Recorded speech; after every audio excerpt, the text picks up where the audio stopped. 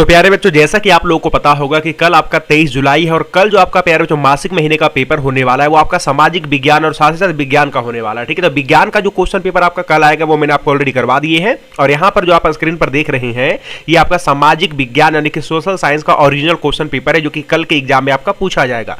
तो चलिए प्यारे बच्चों, एक एक क्वेश्चन मैं आपको बताऊं कि किस तरीके का क्वेश्चन आ रहा है और देखिए आप भी कि कितने क्वेश्चन का आंसर आप लोग जो है बिल्कुल सही सही दे रहे हैं। ठीक है, तो आइए प्यारे बच्चों, मैं आपको सबसे पहली बात बता देता हूं कि टोटल 30 में से कितने क्वेश्चन बनाने हैं। तो 30 में से मात्र प्यारे बच्चों आपको जो 24 क्वेश्चन बनाने हैं। ठीक है, तो चलिए बढ़ते हैं सीधे क्वेश्चन की तरफ। देखिए कितना इजी क्वेश्चन है, ये सब क्वेश्चन मैं आपको ऑलरेडी करवा चुका हूं। ठीक है, बिल्कुल एक एक क्वेश्चन का आंसर आप लोग देकर के आइएगा। कह रहा है कि गैरीवाल्डी पेशे से क्या था। गैरीवाल्डी जो था प्यारे बच्चों पेशे से क्या था, मैंने आपको नहीं करवाया था कि बिल्कुल ये सब क्वेश्चन में करवा दिया था। कह रहा है सिपाही था, किसान था, जमींदार था या फिर नाविक था। तो सभी बच्चों को पता है कि गैरीवाल्डी जो था वो पेशे से एक नाविक हुआ करता है। डी नंबर ऑप्शन सही जवाब हो जाएगा। ठीक है, चलिए अगला सवाल में प्यारे बच्चों पूछा जाएगा। कह रहा है कि मार्क्स ने यानी कि कार्ल मार्क्स ने, ठीक है, कार्ल मार्क्स ने 1867 ईस्वी में किस पुस्तक का रचना किया जिसे साम्यवादियों का बाइबिल कहा जाता है। तो साम्यवादियों का बाइबिल प्यारे बच्चों किसे कहा जाता है, दास कैपिटल को कहा जाता है। बी नंबर ऑप्शन सही जवाब हो जाएगा। अगला सवाल में कह रहा है कि अंकोर वाट का मंदिर कहां स्थित है। देखो एकदम वही क्वेश्चन पूछा जा रहा है जो मैंने आपको करवाया था। ठीक है, अच्छा हाँ, जो बच्चे हमारे इस चैनल पर नए हैं फटाफट से चैनल को सब्सक्राइब करके बेल आइकन को प्रेस कर दीजिएगा और जो भी बच्चे व्हाट्सएप ग्रुप से नहीं जुड़े हैं इसका पीडीएफ वगैरह अगर आपको चाहिए तो इस पर मैसेज कर दीजिएगा 7482038981। ये व्हाट्सएप ग्रुप का नंबर है, इस पर मैसेज कर दीजिएगा, उसके बाद मैं आपको व्हाट्सएप ग्रुप पे जोड़ दूंगा। ठीक है, कर अंकोर वाट का मंदिर कहां है। सभी बच्चों को पता होगा कि अंकोर वाट का जो मंदिर है वो आपका कंबोडिया में है। कहां है, कंबोडिया में। अगला सवाल में कह रहा है जालियांवाला बाग हत्याकांड किस तिथि को हुआ था। जालियांवाला बाग हत्याकांड ये तो सभी स्टूडेंट को पता होना चाहिए। ठीक है, जालियांवाला बाग जो हत्याकांड हुआ था वो 13 अप्रैल 1919 ईस्वी को हुआ था। ठीक है, कब हुआ था, 13 अप्रैल 1919 ईस्वी को। अगला सवाल में कह रहा है कि सेफ्टी लैंप का आविष्कार जो किया था वो किसने किया था। ये भी प्यारे बच्चों बहुत ज्यादा इंपॉर्टेंट क्वेश्चन है, हो सकता है कि आपका फाइनल बोर्ड एग्जाम 2025 में भी पूछे, क्योंकि अभी मंथली में आपका आ रहा है तो ऑब्वियसली 2025 में आपका फाइनल बोर्ड जो होगा वो उसमें भी पूछ सकता है। सेफ्टी लैंप का आविष्कार किसने किया था, तो इसका आविष्कार किया था हम्फ्री डेवी ने। डी नंबर ऑप्शन सही जवाब होगा। अगला सवाल में कह रहा है कि पटना का प्राचीन नाम क्या है। ये तो प्यारे बच्चों आपका संस्कृत में भी क्वेश्चन देखने को मिलता है ना। पटना का प्राचीन नाम क्या है, सभी बच्चों को पता होगा पटना का प्राचीन नाम पाटलिपुत्र है। क्या है, पाटलिपुत्र। नेक्स्ट सवाल में कह रहा है कि विश्वव्यापी आर्थिक मंदी का जो शुरुआत हुआ था वो किस वर्ष शुरुआत हुआ था। तो विश्वव्यापी यानी कि पूरे विश्व में जो आर्थिक मंदी का शुरुआत हुआ था वो कब हुआ था, मैंने आपको पढ़ाया था 1929 ईस्वी में हुआ था। ठीक है, 1929 ईस्वी में विश्वव्यापी आर्थिक मंदी का शुरुआत हुआ था। कह रहा है कि महात्मा गांधी ने किस पत्र का संपादन किए थे। महात्मा गांधी जो प्यारे बच्चों किस पत्र का संपादन किए थे, ये तो सभी बच्चों को पता होगा। महात्मा गांधी ने यंग इंडिया नामक प्यारे बच्चों पत्र का संपादन किए थे। सही जवाब हो जाएगा बी नंबर ऑप्शन। ठीक, अगला सवाल में देखिए क्या कह रहा है। रूसो किस देश का दार्शनिक था। रूसो जो था प्यारे बच्चों ये किस देश का दार्शनिक था। तो रूसो रूस का दार्शनिक नहीं था बल्कि ये फ्रांस का था। ठीक है, बल्कि कहां का था, फ्रांस का। ए नंबर ऑप्शन सही जवाब हो जाएगा।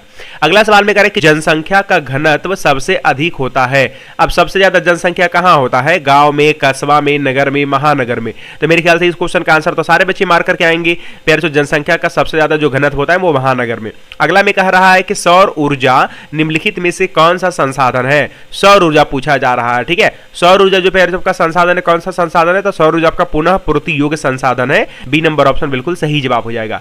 अगला सवाल में कह रहा है कि काली मृदा का दूसरा नाम क्या है। ये तो बहुत ज्यादा इंपॉर्टेंट क्वेश्चन है, आप यकीन मानिए ये आपका फाइनल बोर्ड 2025 में भी आपका पूछा जाएगा। ठीक है, काली मृदा का जो दूसरा नाम है वो क्या है, या तो क्वेश्चन आ सकता है कि काली मृदा किस मिट्टी के लिए उपयुक्त है। तो सबसे पहली बात काली मृदा का जो दूसरा नाम है वो तो रेगुर मिट्टी है और ये किस मिट्टी के लिए उपयुक्त है, तो ये आपका कपास की खेती इसमें बहुत अच्छे तरीके से किया जाता है। ठीक है, कपास की खेती के लिए उपयुक्त है। ठीक, अगला सवाल में कह रहा है बृहद क्षेत्र में जल की उपस्थिति के कारण ही पृथ्वी को कहते हैं। प्यारे बच्चों बृहद क्षेत्र में जल की उपस्थिति के कारण ही पृथ्वी को कैसा ग्रह कहते हैं। मेरे ख्याल से ये तो आप लोगों ने 7-8 क्लास में क्वेश्चन किया होगा, नीला ग्रह कहते हैं। ठीक है, बी का नंबर ऑप्शन सही जवाब होगा। कह भारत का राष्ट्रीय पक्षी कौन है। चलिए 14 का राइट आंसर बताइएगा तो फटाफट से। भारत का प्यारे बच्चों राष्ट्रीय पक्षी कौन हो जाएगा, तो भारत का राष्ट्रीय पक्षी मयूर। ये संस्कृत वर्ड लिखा हुआ, ठीक है, जिसको हम लोग मोर कहते हैं। ठीक है, चलिए एक एक क्वेश्चन का आंसर आप लोग एकदम बिल्कुल सही सही करके आना है। ठीक है, कह रहा है कि किस खनिजों को उद्योगों की जननी माना गया है। ये भी क्वेश्चन मैं आपको करवा चुका हूं, जियोग्राफी में आपका चैप्टर भी पढ़ाया जा चुका है। ठीक है, किस खनिजों को उद्योगों की जननी कहा गया है, तो प्यारे बच्चों यहां पर आपका हो जाएगा लोहा, लौह अयस्क। ठीक है, लौह अयस्क को उद्योगों की जननी माना गया, लोहा को। ठीक है, मुख्य रूप से। अगला सवाल में कह रहा है भारत का पहला प्रथम तेल शोधक जो कारखाना है वो कहाँ है? तो भारत का जो प्रथम पहला तेल शोधक जो कारखाना है वो आपका डिगबोई में है। कहाँ है? डिगबोई में। ठीक है, डिगबोई कहाँ पड़ता है, कौन सा राज्य में पड़ता है? तो डिगबोई आपका असम राज्य में पड़ता है। ठीक, अगला सवाल में कह रहा है कि रबी की फसल किस महीने में बोई जाती है? यहाँ पर लिखा हुआ खोई जाती है, बोई जाती है। ठीक है, रबी की फसल जो है किस महीने में बोई जाती है? तो याद रखिएगा रबी का जो फसल है वो अक्टूबर नवंबर महीने में बोई जाती है। ठीक है, अक्टूबर नवंबर आ रहा है ना, तो इस समय पैर आपका रबी की फसल बोई जाती है। सी नंबर ऑप्शन सही जवाब होगा। अगला सवाल में कह रहा है कि निम्नलिखित में से कौन छोटे पैमाने का उद्योग है? इनमें से कौन सा जो है छोटे पैमाने का उद्योग है? छोटे पैमाने का उद्योग की बात करें तो चीनी उद्योग, कागज उद्योग, खिलौना उद्योग, विद्युत उपकरण उद्योग, इनमें से आपका राइट आंसर होगा खिलौना उद्योग। खिलौना उद्योग जो आपका छोटे पैमाने का उद्योग है। ठीक, अगला सवाल में कह रहा है कि भारत अंतरराष्ट्रीय स्तर पर किस क्षेत्र में महाशक्ति के रूप में उभर रहा है? भारत जो है अंतरराष्ट्रीय स्तर पर, ठीक है, यानी कि इंटरनेशनल लेवल पर किस चीज पर जो महाशक्ति के रूप में उभर रहा है?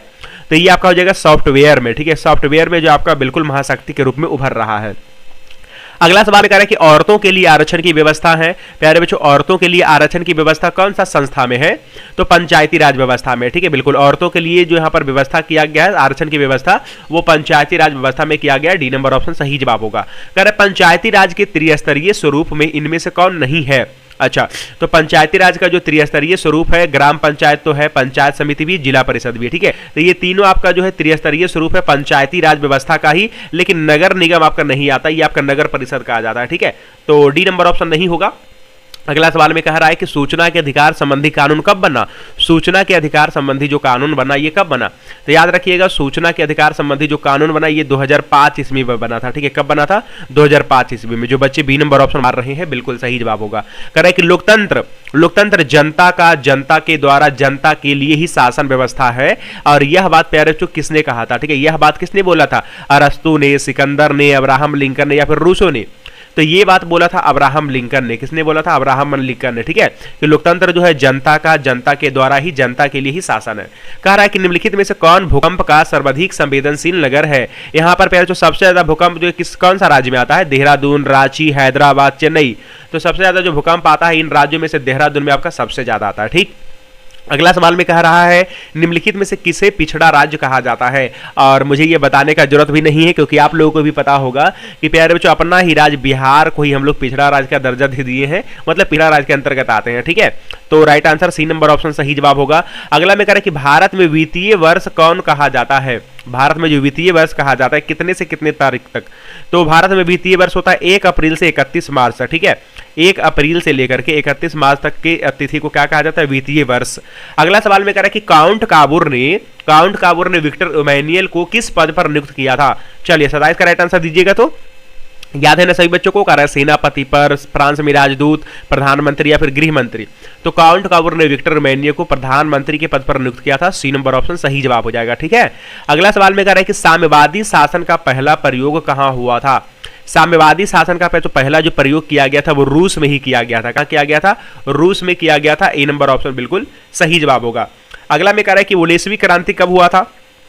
बहुत इंपॉर्टेंट क्वेश्चन है, एकदम बिल्कुल वीवीआई क्वेश्चन है। ठीक है, ये आपका फाइनल बोर्ड एग्जाम के लिए मैं बता रहा हूँ। ठीक है, क्योंकि मंथली में अगर आपका पूछा जा रहा है तो फाइनल में भी पूछा जा सकता है। वोल्शेविक क्रांति कब हुआ था? वोल्शेविक क्रांति हुआ था आपका नवंबर 1917 में। कब हुआ था? नवंबर 1917 में हुआ था। जो बच्चे बी नंबर ऑप्शन मार रहे हैं बिल्कुल सही जवाब होगा। लास्ट प्रश्न प्यारे बच्चों कह रहे हैं कि सुनामी का प्रमुख कारण क्या है जी? सुनामी का जो आपका प्रमुख कारण है वो क्या है? समुद्र में भूकंप, मैदानी क्षेत्र में भूकंप, पर्वत पर भूकंप या फिर इनमें से कोई नहीं। देखिए सुनामी किसको कहते हैं? जब पृथ्वी पर यहाँ पर कंपन होता है तो उसको क्या बोलते हैं? भूकंप के नाम से जानते हैं। ठीक है, भूकंप के नाम से जानते हैं। ठीक है, ओके। लेकिन अगर यही कंपन प्यारे जो समुद्र में हो तो उसको क्या बोलते हैं? सुनामी। ठीक है, तो समुद्र में भूकंप जब आ जाए, समुद्र में जब कंपन हो जाए तो वो आपका सुनामी कहलाता है। ठीक, चलिए तो फिर ये आपका सोशल साइंस का क्वेश्चन है। बिल्कुल यहाँ पर मैं उम्मीद करता हूँ कि आप लोग कल के पेपर में एकदम धुआं छोड़ा करके आओगे। तो चलिए 30 में से अभी आपका कितना सही हुआ है एक बार कमेंट करके बता दीजिए। बिल्कुल क्वेश्चन एकदम बिल्कुल मजेदार है। ठीक है, तो चलिए अभी के लिए बस इतना ही। एक बार फिर से मैं बोल देता हूँ, जो भी बच्चे 2025 में एग्जाम देने वाले हैं और चाहते हैं कि मुझे अच्छा नंबर लेकर के आना है, तो पहले इस चैनल पर आपका जो है ऑल सब्जेक्ट का तैयारी करवाया जाता है। ठीक है, तो अगर आप व्हाट्सएप ग्रुप से नहीं जुड़े हैं तो जुड़ जाइए। व्हाट्सएप ग्रुप का नंबर है 74 82 0 38 981। ये व्हाट्सएप ग्रुप का नंबर है। ठीक है, इस पर जो मैसेज कर दीजिएगा, मैं आप लोगों को व्हाट्सएप ग्रुप में जोड़ दूंगा। ठीक, तो चलिए अभी के लिए बस इतना ही, मैं मिलता हूं आपको नेक्स्ट वाली क्लास में, तब तक के लिए। अच्छा एक चीज और मैं बताता हूं, इसका सब्जेक्टिव भी मैं बता दूंगा, ठीक है, तो सब्जेक्टिव वाला भी वीडियो देख लीजिएगा कि कौन कौन आपका एग्जाम में आएगा। चलिए तो मैं मिलता हूं आपको नेक्स्ट वाली क्लास में, तब तक के लिए see have a good day, bye bye.